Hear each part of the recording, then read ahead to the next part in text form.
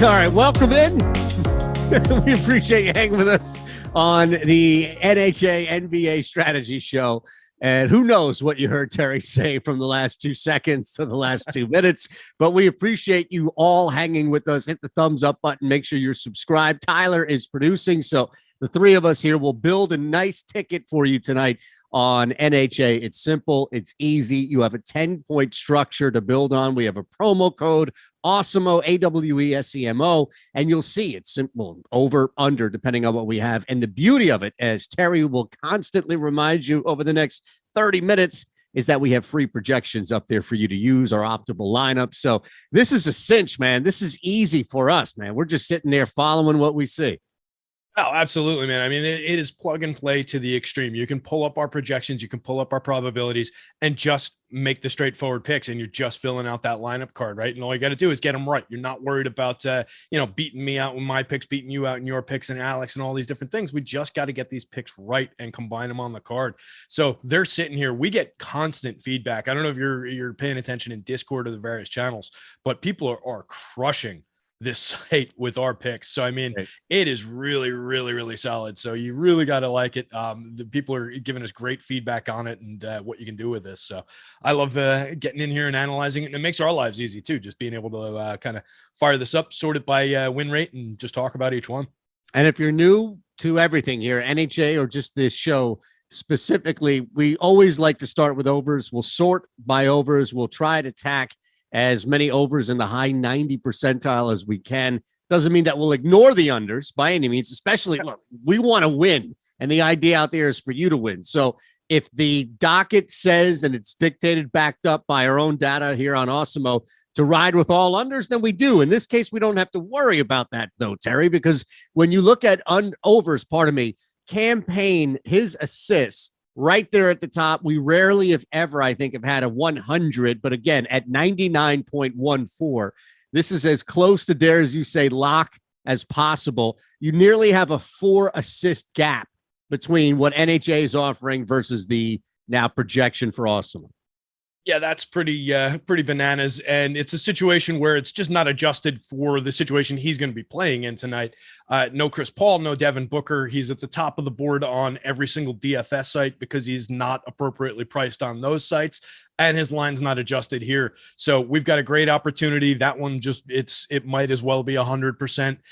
We've got him projected, like you said, nearly double that. Alex has an 8.29 assist mark. We've got him playing 33.1 minutes in the starting featured facilitator role. We're talking about a guy who averages 4.1 assists in his normal role off the bench in 21 minutes. That's most of the way toward this line already without taking any of these other things into account. He's going to blast through this. That one is as close to a lock as you can possibly get on NHA. Love it, man.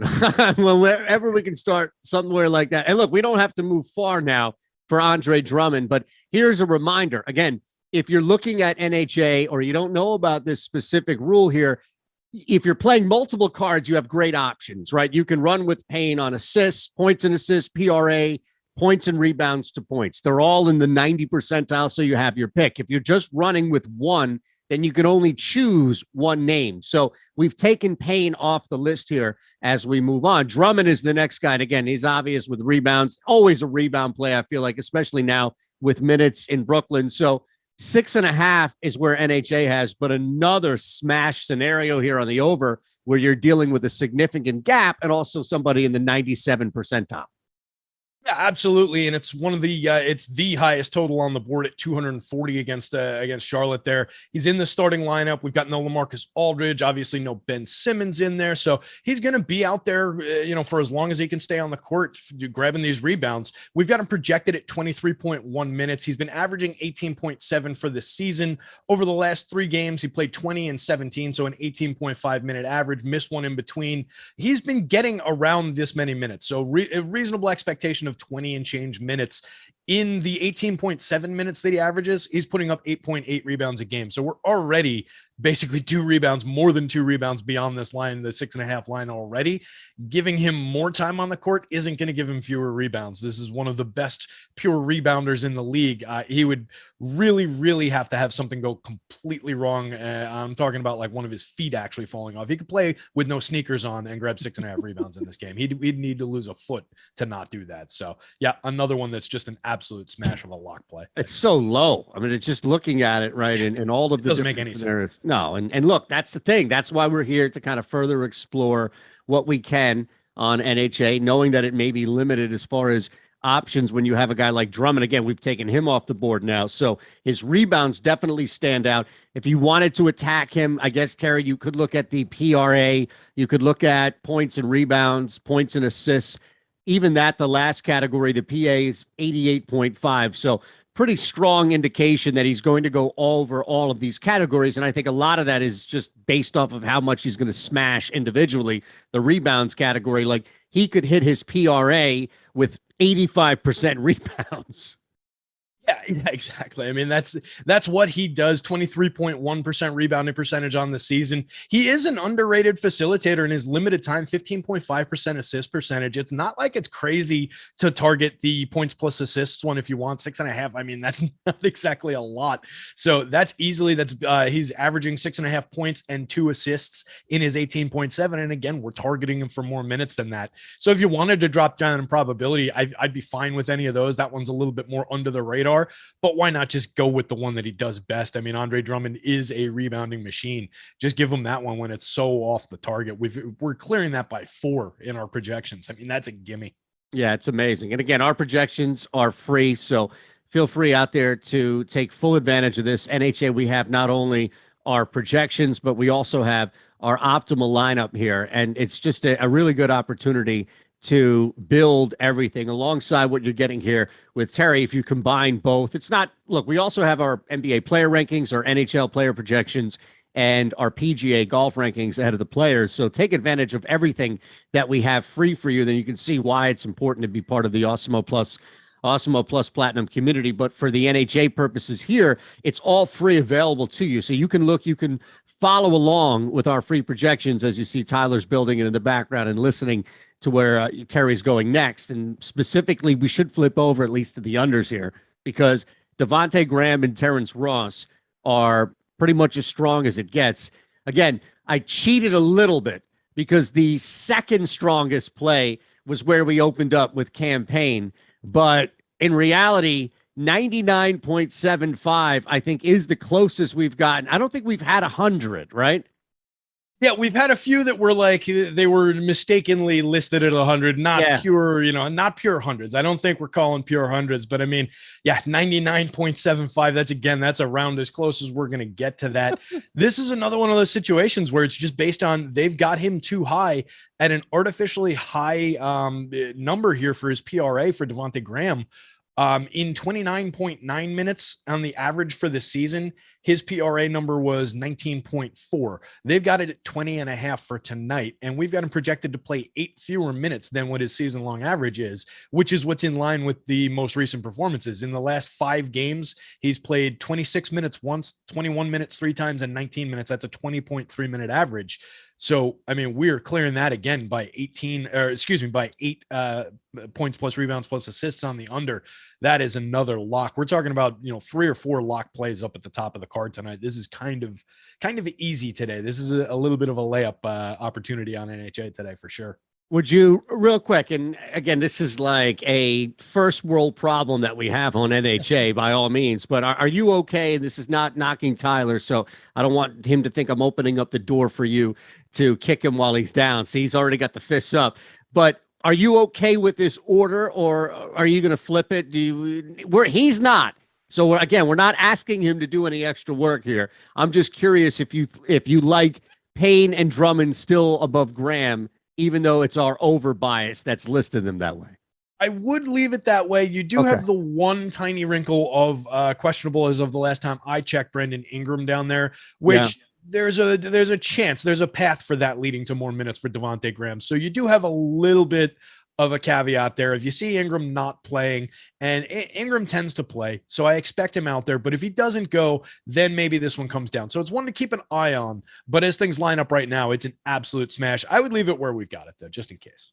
So there's one, we're going to go back to the overs, but again, there's always a couple of times each show, right, Terry? We have numbers that look strong, but still they may even be a little bit better of a play than the number indicates, either because of circumstance or because of matchup, what have you. I know Otto Porter was dealing with that non-COVID injury or illness, pardon me, was questionable, right, to come back and play. His 3-pointers, 2.5 on NHA. We have a significant drop when it comes to our free projections on Awesemo. And, you know, team aside, it's just difficult to get looks when you're, especially if you're playing through something like that in the first place. Doesn't look like he would be the default option either, based on what's happened with that team. So yes, it's at 88.8, and I'm not trying, you know, to be beggars can't be choosers by any means, or maybe it's look a gift horse in the mouth, I think is the better phrase here. But that seems like a stronger play than even an 88.82.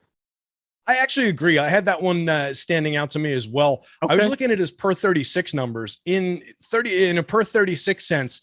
Otto is taking 5.9 a game and making 2.3 per 36. So that's short of what they've got in project. What the line is, the line's 2.5. And we've got Otto projected to play 19.6 minutes, not nearly 36 minutes. So yeah, I see him falling dramatically short of that. We've got him projected at 1.07. I kind of think that might even be a little high. I think it should be projected under 1. And yeah, I'm pretty confident in that one. So I would tend to think that's 88%er that I have pretty high confidence in. The one caveat there, Otto doesn't, potentially doesn't play. Right, exactly. And you have to keep an eye on that, especially a no-house advantage here. You're not going to outsmart NHA by getting somebody in there who's not playing. That's going to be avoided immediately. Exactly. So before we go back to the overs, he is sitting at 90. There are two options there in Tyrese Halliburton. Any interest? Again, we do have some overs to look at in this percentile group as well, but any interest at all in either points and rebounds or points? Again, they're pretty much the same, identical when you look at their percentage to hit. Yeah, I don't mind any one of those. In terms of the points alone, we've got them projected, pretty well below each one of those. They're, with a fairly healthy group there now in Indy with Brogdon back in the rotation, with Buddy Hield in there now. It's just a matter of not necessarily having as much to do. It's not a minutes projection kind of a thing. We've got him projected for 36.3 minutes on the season. He averages 35 over the last 3. He's averaged 38. We've just got it kind of coming together to totaling a little bit less than that. The one that I was actually kind of looking at as maybe one that makes the most sense is going down a little bit down the board in terms of our probability. Instead of a 90%, or we're calling it an 85.79, 86 is equivalent to 90 in my head. The 3.5 threes, we've got him projected at 2.19.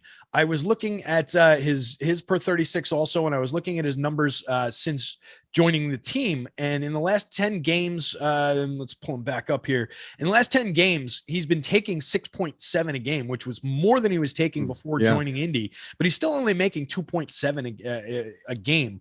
So I think there's room there on the 3.5 where that might be the one that I would target. Just, considering less volume overall, you consider maybe a bit of a downtick, maybe one fewer attempt probably brings that down a little bit. So I kind of was thinking about zeroing in on that rather than one of the maybe a little bit more randomized, like the rebounds one. There's not a ton of room between 5.5 and 3.71 where we've got them. 21.5.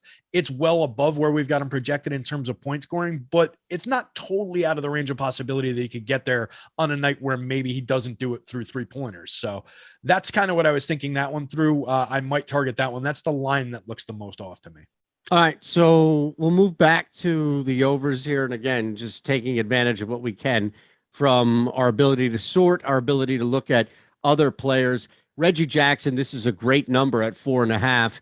I'm not sure if you can find that anymore at all on any books. It's probably going to be at 5.5, which makes a big difference. But Reggie Jackson at 93% for this one to go over. Again, we're talking about a gap that's north of 2 full assists based off of projection versus NHA. Yeah, absolutely. It's another spot where we're just creating a situation based out of a little bit of additional minutes projection. We've got him at 34.1 minutes as the starting point guard over there, 30.9 minute average for the season for Reggie, and he's at a 4.7 assist average. So considering that he's already at the line and slightly above it, and we've got him projected at 6.8, like you were saying, yeah, that one is super comfortable. Pretty easy to see him getting to that one. We can sort by pull the board back up over here, and let me jump over to the Clippers side of things, and just taking a look again at the last 10 games. In the assist column, he's averaging 7.8 assists per game in the last 10 games. So, I mean, we are comfortably there. We're seeing him playing, plenty of minutes to get there. That's another easy 90+ percenter from the overside. So, yeah, I would book that one with confidence. And I'd probably put that above any of the Halliburton ones. Now, is that you explaining to Tyler here to take out number 6 and swap it with 5? Is that what you're asking him to do? I just want to clarify. I wasn't looking at it, but I was assuming that's where he was. So yeah, that's how I would handle it. That's okay. The way I would go. When does he cut the check for the winnings for these for the distribution across the show, by the way? I don't know. Is he actually playing our cards, or is he just closing out his browser as he frantically shaking his head back there saying no, hiding his profits? All right. That's cool. That's how it's going to be. Yeah, this is tough to prove, man. I don't know if there's any way that you could do that unless you could hack into his account. But he seems pretty tech savvy, so he's probably got a couple of firewalls up. I don't know. Does he or firearms up? I don't know. He seems like the kind of guy who'd have like the 1, 2, 3, 4, 5 password. the old idiot password from his luggage on Spaceballs. All right, so Reggie's going to stay is basically what you're saying. No movement there. Yeah, I like the Reggie call. All right, now we're in the 80s. All right, now we've got 12 minutes left in the show. This is pretty impressive. And it's not anything you and I have done. It's just where our projections are taking full advantage of these gaps that exist on NHA. And the beauty of it is that it's really difficult to find these. We have it on OddsShopper. So this is the equivalent here, but a far more narrow scope, if you will, where it's simply on NHA. But our projections are finding gaps here where you could take advantage. So Kevin Love is another guy now as we move on. We really have Love, Marcus Morris, and Terrence Mann kind of in this group. We've taken Reggie Jackson off the board. So his PR, his PRA, PA, that's all done based off of his assists. Let's just look at kind of Love, Morris, and Mann, because they're all three are in this like 85 to 85 plus range without hitting that 90. Is there one that jumps out more than others? Yeah, each one of them looks pretty good, honestly. They're around the right situation where we're seeing a nice little uptick, a nice little margin between those lines. Marcus Morris is a little bit of a clunker the last time out, but a 20.1 points plus assists, that seems pretty doable. We've got him projected at 30.6 minutes, right around his 29.5 minute average for the season. And over the course of the season, he's averaging 17.8 points plus assists. So that's well beyond that line already. And we're expecting him to have more to do. He's kind of the focal point of that just interesting, role player type rotation that they've got going on right now. By the same token, Terrence Mann we're clearing that rebounds by almost 2 full rebounds. In terms of the seasonal average, he's at 5.4 in 29 minutes a game, and we're giving him a 33.8 minute projection, which is carrying him to that over on the rebounds there. Both of those make a ton of sense to me, and I think the Kevin Love ones make a ton of sense too. They're not going to have Jared Allen for the foreseeable future. He had a fractured finger, I think, was the injury, so we're going to see an uptick in minutes for Kevin Love in 22.3 minutes. The points plus assists looks like 16.2. So he's already beyond that 14.5 in his 22.3 minute average. We've got him projected at 27.5 minutes tonight. And we know what Kevin Love can still do out on the basketball court. So I'm comfy going to that one. He's there on points alone. He averages 14 points in his 22 minutes. And we're talking about a 14.5 points plus assists line there. So that one's easy. The rebounds by the same token, we've got him clearing it by a full 2 rebounds. That one's easy as well. So either one of the Kevin Love ones I'm on board with. All right. So I agree, and I think that we can target him on a couple of different areas. I was just trying to pull up to see if they added any specific player props, again, because of no Jared Allen, and back up from Kevin Love's side. He's not up there on the board, which is really disappointing because I wanted to just, destroy a couple of overs on threes for Love simply because of the volume, right? The anticipated volume. You mentioned just him on the floor. There are a couple of guys where it's like, all right, if he has minutes on the floor, you know what he's doing. Kelly Oubre is another guy where it's just like the guy could have 20 minutes and he could hoist 12 threes up. You know exactly what you're getting from Kevin Love, but alas. Absolutely. Yeah, in a per 36 cents, I was just pulling it up, 10.2 threes per 36. Oh. So we're not projecting him for 36 minutes, right, but we're projecting him for, what did I say, like 29, 27. So yeah, extrapolate from that. We're projecting him 27 and a half minutes. So extrapolate that, call it 7.5 attempts, something like that. That there would be a nice meaty 3-point prop there somewhere.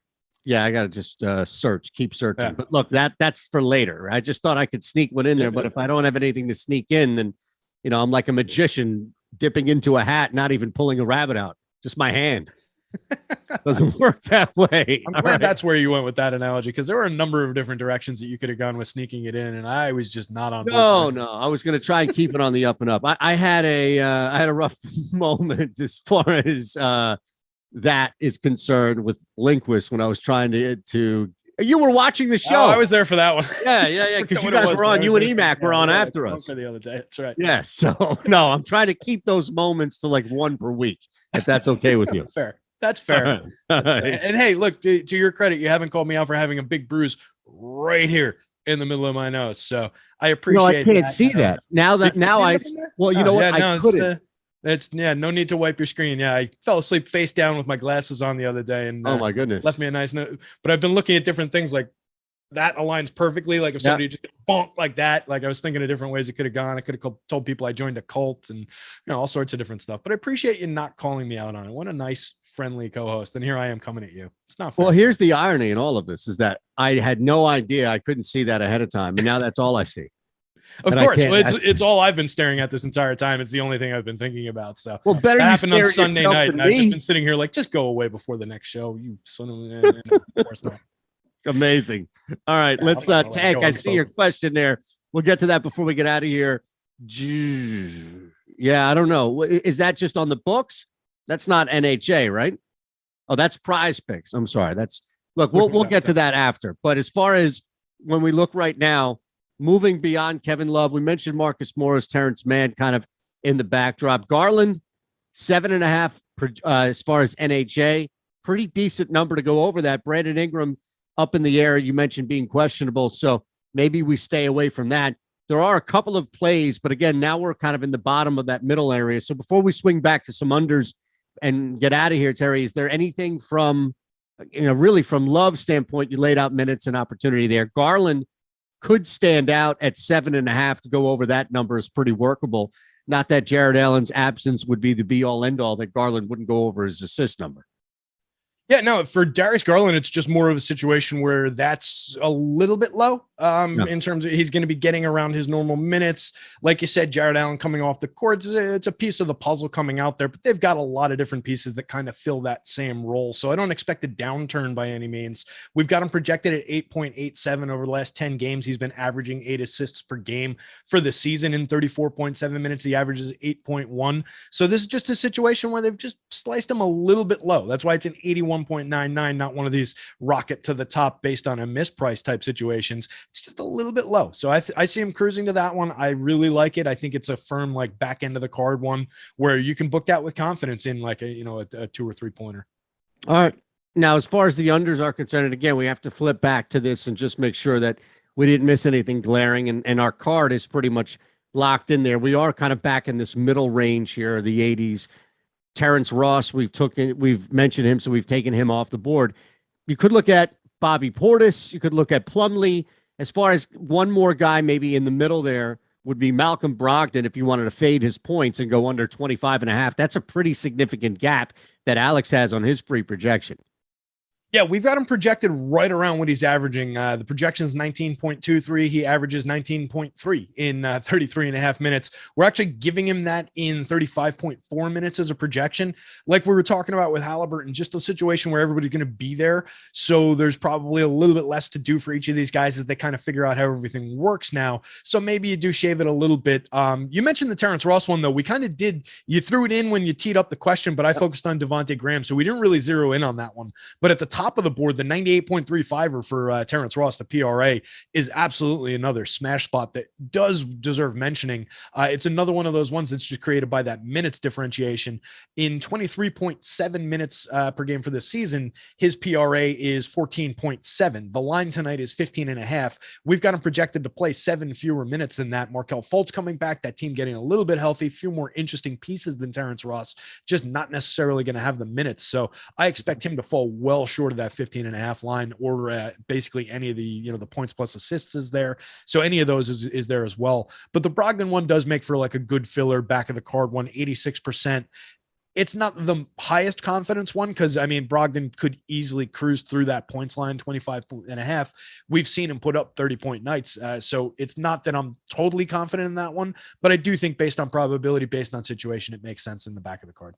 All right, winding down, my friend, is there anything else that you've seen on the board here that you think we can attack? And again, even especially, I would add, if it's in like that maybe high 70s, low 80s, or mid 70s, where we talked about earlier, the Otto Porter three-pointers, where the number associated to it may not reflect how strong you feel about going under, or maybe even over, depending on how you want to kind of clean up at the end here.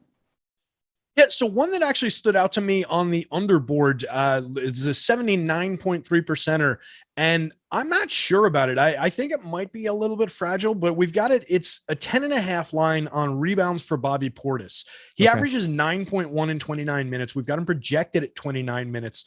The reason I'm a little bit hesitant, and I wanted to bring it up, is they've just got a few missing pieces. No Grayson Allen, no Connaughton still up there. So there's just a few missing pieces. It's rendering a guy like Jordan Nwora interesting on the DFS site. So maybe just in his normal starting role, there's a couple additional minutes for Bobby Portis where I could just see him falling into a couple additional rebounds. He's averaging, more than we've got him projected for in the same amount of time. I feel like we're just going a little bit light on that projection. So that's one that I would call out as being potentially a little too high on our board and maybe a little less exciting to do. Let me leave you with this thought here. And again, this is a lower point play, so I'm not going to ask Tyler to take out Otto Porter or anybody even behind and higher up on that screen there. This is somebody that you would, I think, slot in.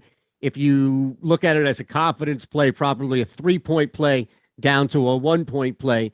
The projection is 69%, but Terry Rozier going over 2.5 made threes. He's projected at 3.15. The books are going to have it at 3.5, most likely at plus money. If you look at the amount of volume alone over the last 2 games, even in a game where he goes 3 games, go 1 of 5, you see the majority of times he's getting to 7.5 attempts. That's really what you need for a guy who's a volume shooter, because he could even go over more if he's knocking down a couple of early. So without having to go over 3.5, staying at just 3 makes seems like it would be a little bit stronger of a play than maybe the percentage would indicate.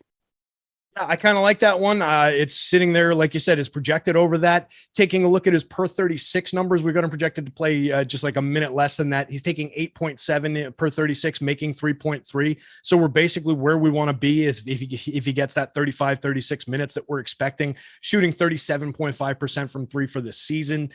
Pulling up the last 10 games, we can take a look. He's taking 8.8 a game, making 3.4 a game over the last 10 games while playing 37.2. So we're right in line with those numbers. Yeah, I see that one as potentially being a little bit more exciting than that percentage might indicate. Awesome.